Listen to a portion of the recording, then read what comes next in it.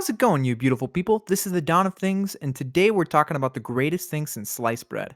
That's the greatest thing since sliced bread is a phrase made to describe something innovative, dandy, cool, and especially something that changes our world in some spectacular way, like the automatic bread slicer. What most people don't know is that this popular phrase is built on the biggest lie since sorry, that was my last piece of gum. I hope you brought enough for everybody. But I'll get to that in a minute. The automatic bread slicer was designed and built by a dude with a surname that I'll leave to Google Translate.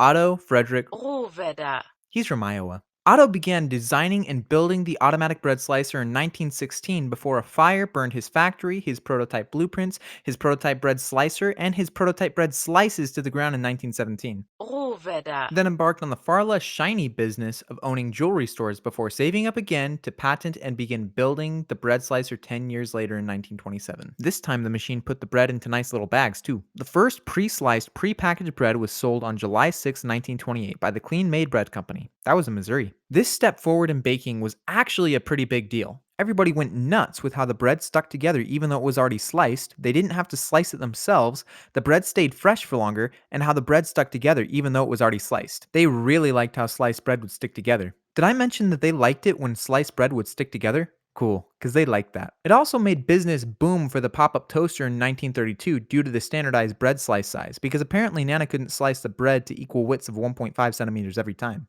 Freaking Nana. So I said at the beginning that the greatest thing since sliced bread was built on a lie. The lie doesn't come from the invention of the bread slicer. Otto Rohwedder. is a great guy, but the lie comes from the phrase that came years later. On January 5th, 1952, the Salisbury Times shared a Red Skelton interview in the article titled Radio and Television.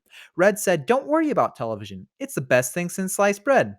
While this wasn't the first time someone said the exact words, this was the first time it was recorded and shared in front of a large audience, and it spread quickly to become a common phrase that we hear today. But there was a factual issue with what Red said. He said that TV was the best thing since sliced bread, but the television wasn't and can't be the best thing since sliced bread because the electronic television was invented in 1927, a whole year before the bread slicer was complete and in use in 1928. You can't be the best thing since something else if you came before that thing that you're the best thing since. No, that doesn't make sense. It's like saying Friends is the best show since The Office, or you know what I'm saying. So if you want to say something nice about sliced bread, here's an option. This is the greatest discovery since, I don't know, television or something.